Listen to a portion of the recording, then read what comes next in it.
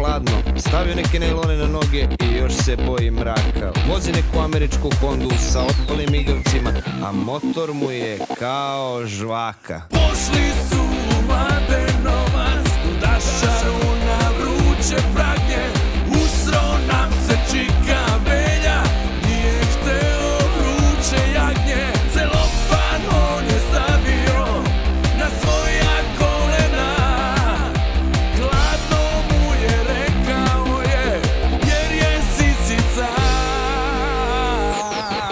Čika Belja, čika Belja, usro se. Čika Belja, čika Belja, ukenjo se. Čika Belja, čika Belja, usro se. Čika Belja, ukenjo se. Baš se ukenjao.